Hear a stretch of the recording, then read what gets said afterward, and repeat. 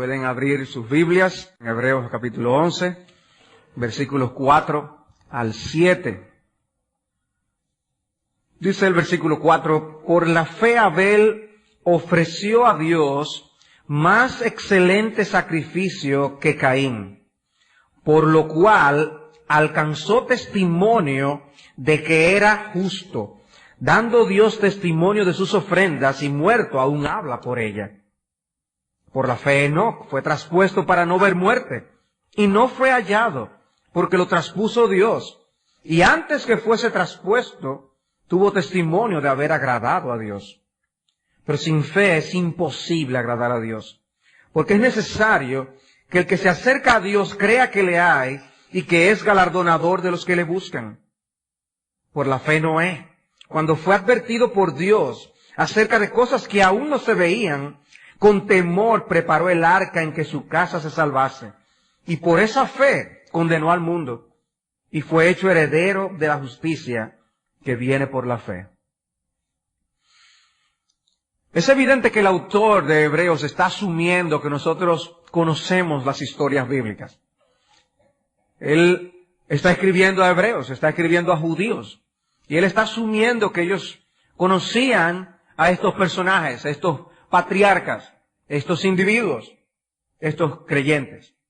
Y por eso solamente tiene que mencionar detalles, dar algunos brochazos acerca de ellos, y la lección está dada. Y eso de alguna forma nos muestra cómo debemos nosotros ser conocedores de las historias bíblicas. El autor lo asume que debemos conocerlas. Es un estímulo para leer las páginas de las Escrituras. Y de alguna forma también nos muestra que estas historias, aún hayan pasado hace tantos años atrás, tienen que ver con nosotros. Son para nuestro beneficio. En otras porciones, Pablo habla acerca del beneficio de las Escrituras del Antiguo Testamento. Pues esto es una muestra más. Como en el Nuevo Testamento el autor cita o hace referencia a esas Escrituras del pasado, a esas historias del pasado, para alentar, recuerden, a estos hermanos hebreos que estaban recibiendo esta epístola de parte del autor. Ellos estaban siendo tentados a tirar la toalla, a abandonar la carrera. Y el autor les dice, ¿recuerdan aquellas cosas que pasaron? Ellos lo hicieron por la fe. Y nosotros debemos hacer lo mismo. ¿Alguna vez has estado tú en una de esas situaciones en la que tú eres parte de un programa, de alguna competencia, y esa participación pública te hace sentirte nervioso, te hace sentirte preocupado? Tú conoces el orden de los eventos, sabes cuándo te corresponde a ti, el turno se está acercando y ya pronto serás el próximo. Tú te sientes ya como que hay un nudo que se te va formando en el estómago, las manos empiezan a sudar porque te toca a ti. Pero es muy diferente a la persona que está allí sentada como un espectador. El espectador está muy tranquilo, quitado de bulla. Él está mirando el escenario, está viendo lo que está ocurriendo, está viendo la competencia, o está viendo al artista, está viendo lo que sea que se estuviera haciendo, pero él no está nervioso. Los participantes sí. Y yo me pregunto, ¿cómo debemos nosotros abordar Hebreos capítulo 11? ¿Como un espectador tranquilo? Que está allí viendo, oh, mira, lo hizo muy bien. ¿O debemos nosotros sentirnos nerviosos de que nuestro turno ha llegado? De que ahora nos toca a nosotros. De que ahora te corresponde a ti y a mí correr y vivir la fe.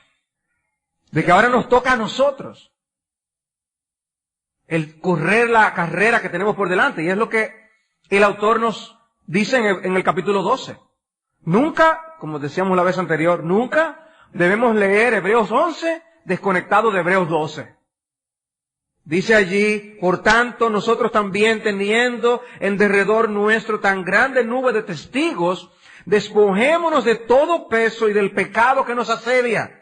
Pecado que se nos enreda fácilmente, y corramos con paciencia la carrera que tenemos por delante. Nos toca a nosotros, puestos los ojos en Jesús, el autor y el consumador de la fe. de la fe, no de la fe de ellos versus la fe nuestra. No, la única fe, la que persevera, que es la que el autor le está diciendo a estos oyentes, que es la que todos tenemos que tener. Es la fe que nos llevará hasta el final. Cristo llegó y nosotros llegaremos con Él. De manera que aquí en Hebreos 11 no se está hablando de la fe de otros, amados hermanos. Se está hablando de nuestra fe, tu fe, mi fe. Y no importa cuántas batallas nosotros hayamos ganado o peleado en el pasado, ni cuántas carreras hayamos hecho, si no perseveramos hasta el fin, todo habría sido en vano. Tenemos que seguir corriendo. Es necesario entonces que vivamos cada día por la fe, por medio de la fe que persevera. La vez anterior, a la luz del versículo 3, pudimos observar cómo la fe bíblica impacta nuestra cosmovisión. Nosotros creemos una serie de cosas porque nosotros hemos abrazado la fe del Señor, porque Dios ha obrado en nuestros corazones, nos ha traído a la vida espiritual. Nuestros ojos ahora pueden ver cosas que no se ven con los ojos físicos o de la cara. Hay ojos que la fe tiene, que ahora contemplan cosas que antes no contemplábamos. Y vivimos así. Pero yo quiero mostrar hoy un par de cosas más que la fe hace en nuestras vidas. Y lo primero es que la fe impacta nuestra vida de adoración. La fe impacta nuestra vida de adoración. Y lo quiero ver con dos personajes de los que se mencionan aquí. Con el caso de Abel y con el caso de Enoc. Fíjense lo que dice en el versículo 4 con respecto al caso de Abel. Dice, por la fe Abel ofreció a Dios más excelente sacrificio que Caín, por lo cual alcanzó testimonio de que era justo, dando Dios testimonio de sus ofrendas, y muerto aún habla por ella. Dios externó su opinión con respecto a la ofrenda de ambos. Nosotros no vamos a leer toda la historia de lo que ocurrió allí, pero sí les quiero recordar al menos esto que dice el versículo 3 al 5 de Génesis 4. Y dice que aconteció andando el tiempo que Caín trajo del fruto de la tierra una ofrenda a Jehová. Y Abel trajo también de los primogénitos de sus ovejas, de lo más gordo de ellas. O sea, cada uno conforme a la vocación que tenía. Y miró Jehová con agrado a Abel y a su ofrenda, pero no miró con agrado a Caín y a la ofrenda suya. Y se ensañó Caín en gran manera y decayó su semblante. Y aquí Dios emite juicio de lo que ocurre en estos servicios de adoración. Es un servicio de adoración. Y viene Abel y ofrece, y viene Caín y ofrece, y Dios dice, estoy complacido con tu ofrenda y contigo, y no estoy complacido ni con tu ofrenda ni contigo. Inmediatamente ocurre algo que nosotros podemos percibir en todo el capítulo de Hebreos 11, y es la enemistad que hay entre los hijos de Dios y los hijos de la serpiente. Inmediatamente hay problemas entre Caín y Abel. No porque Abel se lo buscó, es que la fe que persevera denuncia la incredulidad de los demás. Y podemos hasta recordar, o sea, qué ocurrió con Enoc, que es el personaje que luego veremos. Enoc, dice en la epístola de Judas, denunciaba a los que de su generación por ser impíos, por la conducta impía. Y esta forma justa de Enoc, obviamente, levantó animadversión en otros. Porque nadie quiere que le digan impío. La gente se ofende. El caso de Noé no es diferente. ¿Qué ocurrió con Noé? Era Noé contra el mundo. Y Noé dice que dio testimonio en contra de su generación. Que por lo que él hizo por la fe, dice Hebreos 11:7, condenó al mundo. O sea, su vida, su estilo de vida era un señalamiento a los incrédulos diciendo ustedes no están bien. Y eso pasó aquí con Caín y Abel. El hecho de que Dios recibiera a Abel y a su ofrenda ya llevó a Caín a sentirse mal y empezaron los conflictos. Pero el punto no radica más en la ofrenda como en los que estaban llevando la ofrenda. Dice la Biblia de estudio de la ESV, la aceptación de la ofrenda era evidencia de que Dios había aceptado a la persona. El punto era la persona. Dios había aceptado a la persona y por eso aceptaba la ofrenda. No hay una superioridad moral en que alguien tenga ganado y que otro lo que haga es sembrar en el campo. Algunos interpretan esta historia y dicen que lo que Abel estaba haciendo era lo que en ciernes, lo que después se iba a desarrollar como la doctrina de la expiación, en el hecho de él derramar sangre, llevar sacrificio animal, etc. Sin embargo, yo no creo que eso sea el énfasis aquí. Está hablando de algo que él hizo por la fe y luego habla de cada uno de ellos y la aceptación que Dios tuvo de la persona de Abel de manera particular. Abel no se hizo justo por haber ofrecido una adoración correcta. Ese no es el punto. Abel ofreció la ofrenda correcta porque era un hombre justo. En otras palabras, lo que él hizo evidenció lo que él era. Pero no quiero que tampoco se confundan aquí en este punto. Esto no es un ejemplo de salvación por las obras. Podemos deducir que en Abel ocurrió lo mismo que se nos narra posteriormente en el caso de Abraham, que su fe le fue contada por justicia. Que Dios le dio la fe a Abel, él creyó y su fe le fue contada por justicia y por eso fue acepto en su presencia. Algo que veremos se desarrolla en el caso de Noé, en el versículo 7. Pero Abel no contó con su propia justicia para ser agradable a Dios. Fue un hombre de fe, porque él sabía que en él no había lo que se necesitaba para ser agradable a Dios. Y luego en el versículo 6, el autor va a aclarar un punto que es vital. Y es que sin fe es imposible agradar a Dios.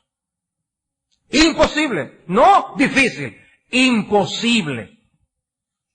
Y lo que Hebreos 11:4 está diciendo es que Abel tenía fe mientras que Caín no. Y la fe hacía la diferencia. Porque ya él había dicho en el capítulo 10, versículo 38, que el justo por la fe vivirá. El justo vive por la fe. Es más, él llega a ser considerado justo por parte de Dios porque Dios le dio la fe. Y todo lo que tiene es un don de Dios. Y ahora tiene fe y confianza en el Creador y en su Mesías. Y podemos observar que Dios no fue pluralista. Dios le dijo a Caín, tú estás mal. Hoy en día, las personas dijeran, oh no, pero esa es otra vía que él ha buscado para adorar al mismo Dios. Y yo estoy seguro que ellos no habían oído ninguna conversación de ningún otro Dios.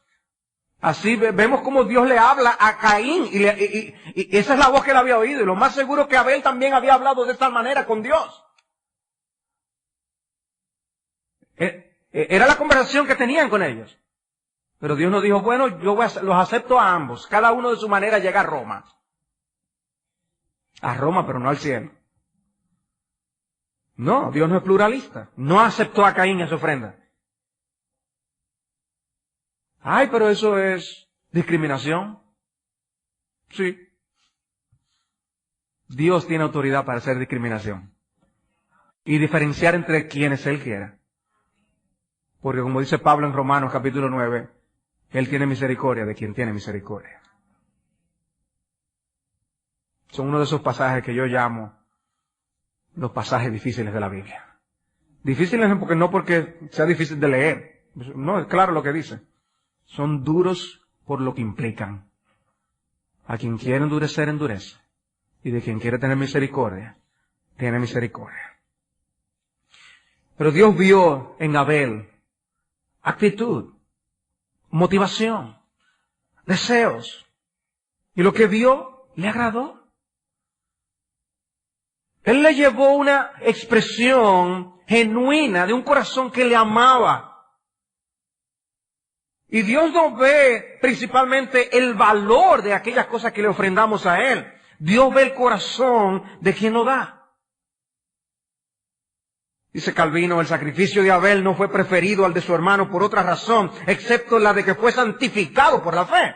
Y luego dice, la conclusión es obvia, su sacrificio fue aceptado porque él mismo fue aceptado por gracia. Por gracia. Y eso vemos entonces cómo la fe impacta nuestra adoración. O sea, porque cualquiera esperaría otra cosa. Por la fe, mató leones, conquistó reinos, como vemos más adelante en el capítulo. Por la fe, llevó la ofrenda. ¿No parece algo genial? Yo no creo que hagan una película de eso, como hacen de otros temas. Pero lo que él hizo por la fe fue adorar a Dios. Lo que él hizo por la fe fue dar de su corazón para Dios y expresarle a Dios lo que Dios significaba para él. Hermanos, miren qué lugar le da Dios a su adoración. Y porque yo les decía al principio de nuestro servicio que es imposible hacerlo en nuestras fuerzas, que Dios tiene que ayudarnos aún a adorarle a Él, para nosotros venir y traerle nuestro corazón en su presencia, para venir y no estar simplemente sentados allí y participar en la adoración y tener una expresión de un corazón que le ama. Y que cuando se ora, yo oro sentado. Y cuando se lee, yo escucho a Dios sentado. Cuando se menciona algo del reino de Dios, a mí me interesa. Es la expresión de un corazón que se identifica con Dios y su causa. Participando por la fe. ¡Wow! No, lo único que yo soy es cristiano y yo voy a la iglesia los domingos. Yo no estoy haciendo nada. Yo no estoy yendo a África y ni ministrar en medio de un país musulmán allí. Eso debe ser la gente que se va a llevar toda la corona en el cielo. Wow, el primero que Dios menciona aquí fue alguien que adoró a Dios y que lo hizo por la fe. Va a mencionar otras cosas acá en el capítulo, pero lo que Dios le llama la atención aquí es que él tenía un corazón para Dios por la fe. Por la fe. La fe impacta nuestra adoración. La fe impacta la manera como nos preparamos para venir a adorar a Dios. La fe impacta la manera como nosotros anunciamos el servicio de adoración a otros aún. La fe impacta lo que significa Dios para ti. Tú muestras lo que significa Dios para ti por la forma como adoras. Cómo tú respondes a Dios y a su palabra. Pero para que no nos quedemos pensando que adorar a Dios es solo lo que pasa en un culto público de adoración, tenemos el caso de Enoc en el versículo 5. Dice, por la fe Enoc fue traspuesto para no ver muerte y no fue hallado porque lo traspuso Dios. Y antes que fuese traspuesto tuvo testimonio de haber agradado a Dios. Otro caso del que no van a hacer una película. No creo que hagan una película de Enoc. Dios se agradó de Enoc. Dice que tuvo testimonio de haber agradado a Dios. Y en el versículo anterior, entonces, vimos que Dios se agradó de Abel. Hay algo con esto de Dios agradarse con alguien, y esto ocurre por la fe. Ahora se nos dice que Enoc le agradó, no solamente agradó a Dios porque hizo un acto de adoración, de traer un sacrificio. Es como que la vida misma de Enoc era agradable a Dios porque él caminó con Dios. Tenía comunión íntima con Dios. Su vida en general, no la acción de un momento. Está hablando de una devoción a Dios. No se trata de lo que yo hago los domingos solamente, ni de lo que traemos como ofrenda al Señor. De hecho, la ofrenda es solo una expresión del corazón. Se trata de más. Dice Génesis capítulo 5, versículo 21. ¿Qué es lo que se dice de Enoc? Vivió Enoc 65 años y engendró a Matusalén. Y caminó Enoc con Dios. Después que engendró a Matusalén 300 años y engendró hijos e hijas. Y fueron todos los días de Enoc 365 años. El pobre nada más vivió 365 años. Fue de lo que menos vivió. Dios dice, porque caminó pues Enoc con Dios y desapareció, porque le llevó Dios. Ya. Algo increíble. Desapareció. Ya.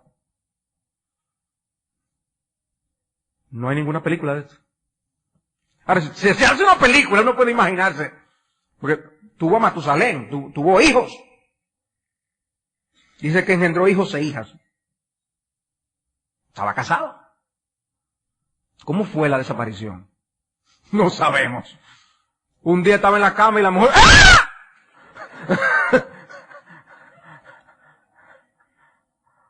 O una persona estaba hablando con él y de repente... Esa es una de las cosas que la Biblia no nos dice cómo fue. Yo tengo la pregunta, la inquietud, me encantaría saber qué fue lo que pasó. Pero hermano, fue algo increíble.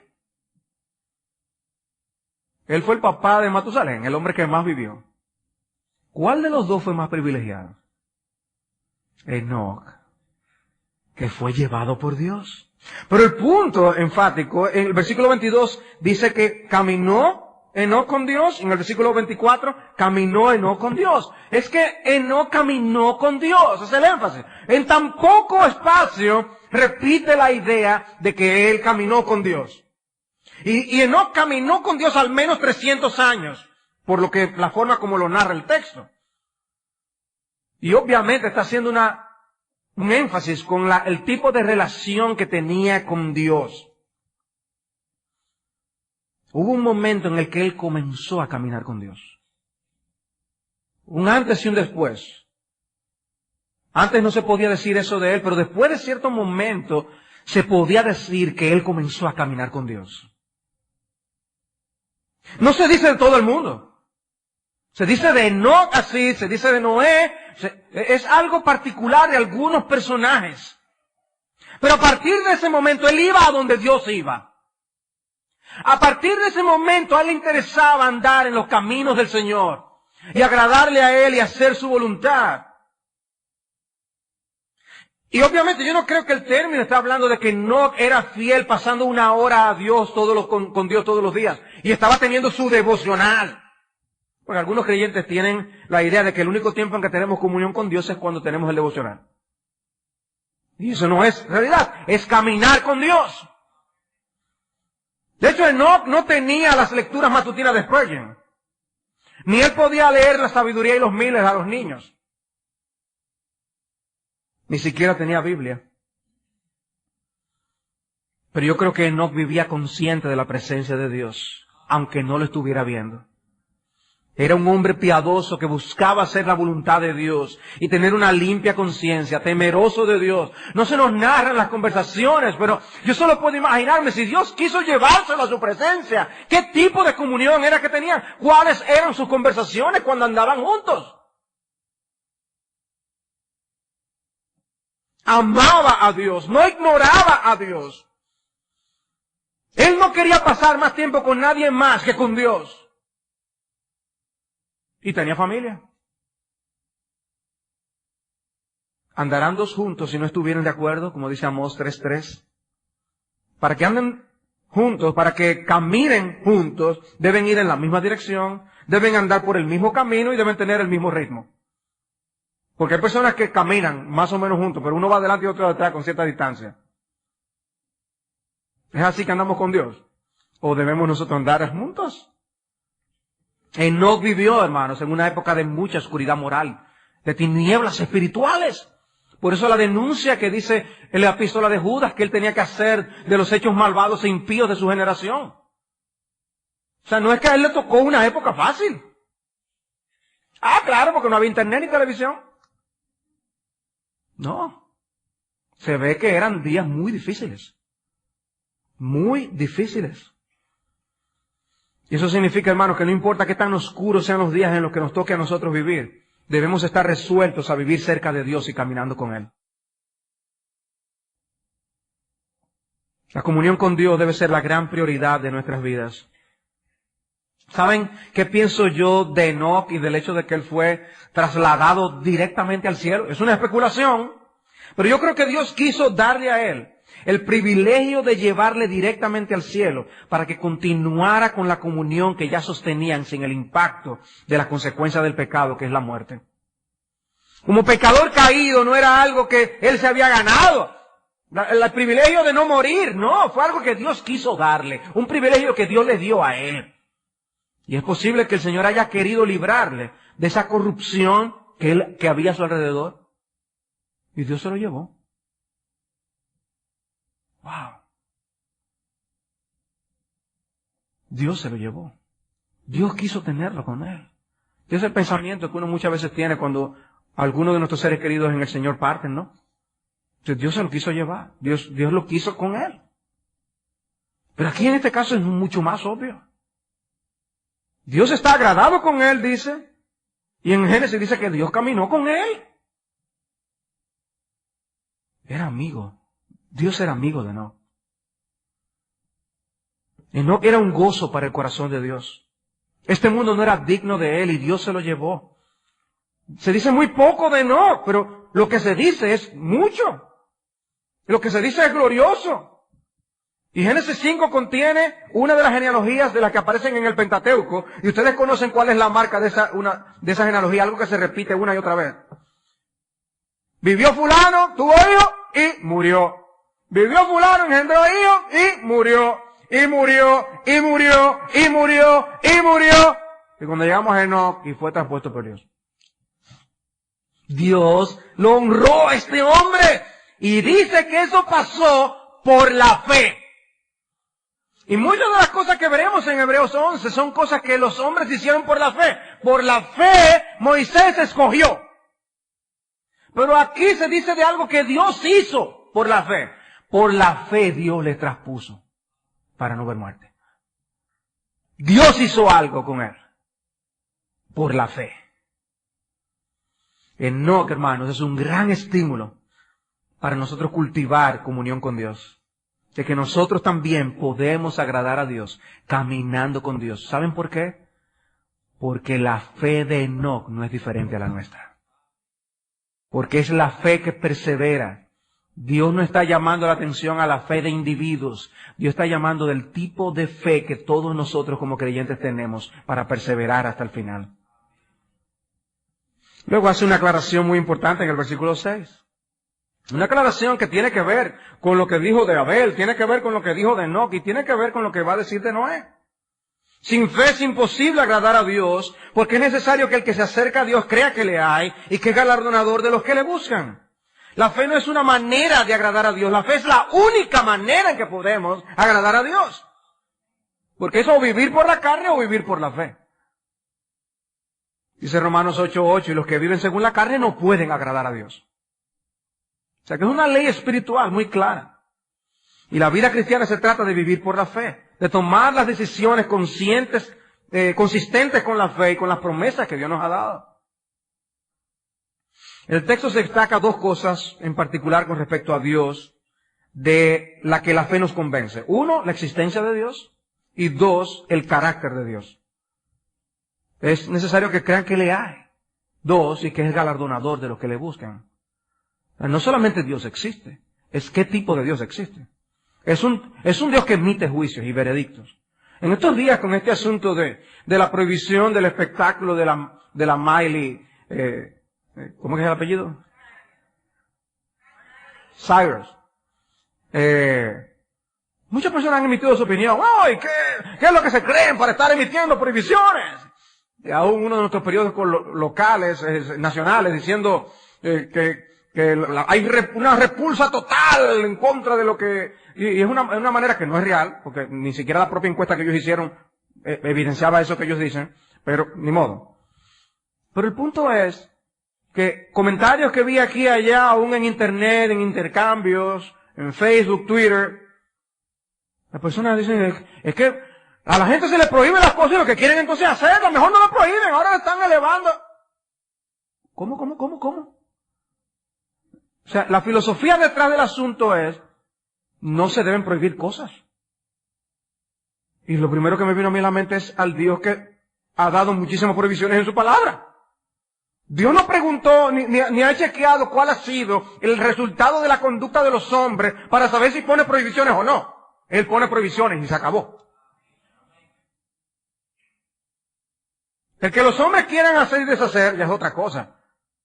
Pero Dios es un Dios que pone leyes. Él es santo.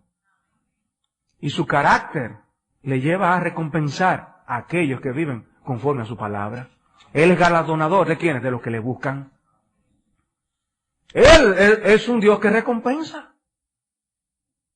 Él es un Dios que se deleita en ver la fe en los hombres. Y hace diferencia. Y nosotros no podemos ser indiferentes. En ese sentido. Debemos reconocer que si vivimos delante de un Dios así, y estamos 24 horas delante de su presencia, y Él está contemplando nuestros hechos, nuestros pensamientos, nuestras actitudes, nuestras motivaciones, nosotros estamos desnudos delante de su presencia. Debemos darle importancia a lo que Dios piensa de las cosas. Que no es simplemente qué opinión yo tengo de las cosas, es qué opinión tiene Dios de las cosas, lo que importa. Él es galardonador de los que le buscan. Interesante que en el capítulo 10, versículo 35, el autor le dice a los creyentes hebreos, no perdáis pues vuestra confianza que tiene grande galardón. Les hace conscientes de este galardón. El mismo Moisés dice que él, teniendo por mayores riquezas el vituperio de Cristo que los tesoros de los egipcios, porque tenía puesta la mirada en el galardón. De manera que es imposible estar bien con Dios sin fe. La fe es lo que hace la diferencia entre los dos grupos de personas y entre los dos destinos en que se dividirá la humanidad. Unos son de Dios, como lo fue Abel, y otros son del maligno, como Caín, que era del maligno, y por esa causa lo mató. La diferencia lo hace la fe. Por eso aclaramos que la fe de Hebreos no es la fe de una casta especial de creyentes. Es la fe que tendrá a todo redimido de Dios. De manera que es tu fe también. Ahora, la segunda cosa que yo quería ver aquí con ustedes es que la fe impacta nuestra respuesta a la palabra de Dios con el ejemplo de Noé. Pero eso se quedará para después. Pero yo debo traer algunas cosas a manera de conclusión que quiero dejar en vuestras mentes. Yo les decía, cuando comenzamos a estudiar Hebreos 11, que cada vez que estudiemos Hebreos 11 tenemos que estar conscientes de Hebreos 10 y Hebreos 12. Y yo les decía también a ustedes ahora que estas cosas nos ponen una demanda a nosotros para nosotros correr. No somos espectadores viendo lo que estas personas hicieron. Nosotros tenemos una responsabilidad. Y ahora el papel nos toca jugarlo nosotros. Tú eres el que vas a salir a la carrera. Tú sientes el susto, el nerviosito, el nervio de tú saber que ahora te toca a ti correr bien la carrera, que Dios te demanda a ti ahora vivir por la fe. Tú sientes tu responsabilidad de que tú eres parte de esto, o tú estás viviendo como un espectador. Tu fe no debe ser aérea, es una fe que aterriza. Y yo te pregunto, ¿qué tú harás esta semana por la fe? Y en ese sentido, ¿cómo afectará eso tu vida de adoración? ¿Qué diferencia hará esta semana, el Dios en quien tú crees? ¿Qué diferencia hará en esta semana el hecho de que tú estás convencido de que Dios es galardonador de los que le buscan? ¿Le buscarás? ¿Tratarás de caminar con Él? ¿Cultivarás comunión con Él? ¿Estarás más consciente de su presencia? ¿Tomarás decisiones en base a lo que Él quiere? Porque le quieres agradar a Él. Para que tú también des testimonio de que Dios se agradó en ti. Sí, pero yo no soy perfecto. No, ni ninguno de estos que están aquí tampoco. ¡Ninguno! Y Dios los pone como ejemplo. Y aún hasta de los pastores menciona en el capítulo 13. Dice, imitad su fe. Y yo estoy seguro que los que lo conocían sus defectos también.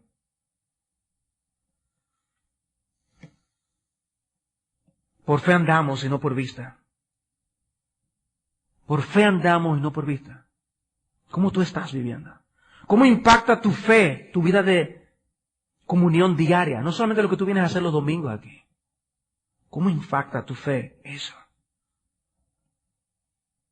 ¿Qué tú haces en el edificio de la iglesia.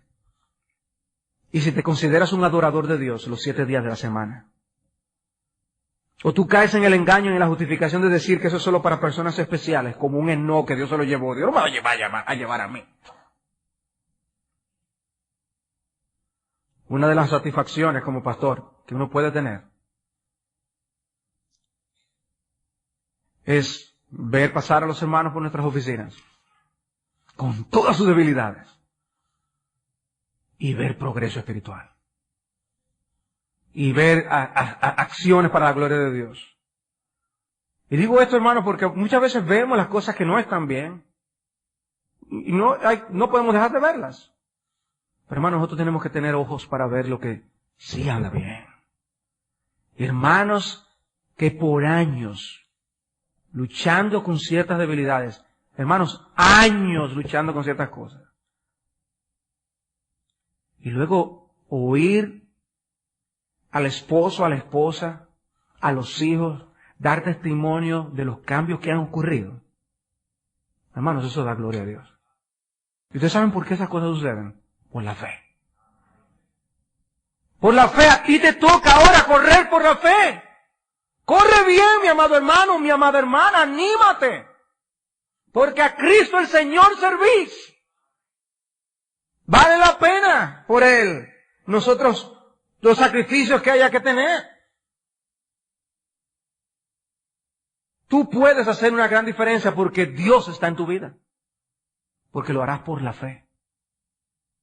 No es que tú te has ganado favor de Dios. No es que tú te ganas un peldaño en el cielo. Y Dios tiene su lenguaje de recompensas. Eso sería objeto de estudio en otra consideración. Pero aquí te quiero decir, hermano, no nos estamos ganando el cielo. Hasta la fe que tenemos nos la da Dios. Pero este es el tipo de fe que nos lleva a perseverar hasta el final. Sí, a gente como tú y como yo. Y cuando uno ve esa obra de Dios, del Espíritu, transformando carácter. Cosas de esas de las que, hermanos, ustedes saben. Que nosotros podemos tener haciendo un esfuerzo por meses y caemos una vez y eso es lo que la gente se fija. Pero de esos cambios que tú sabes que solamente el Espíritu de Dios lo puede hacer. Y los sacrificios que eso implica. Hermanos, vale la pena. Caminemos con Dios. Entreguémonos a Dios. Adoremos a Dios. Por la fe. Te toca a ti ahora. Vivir por la fe.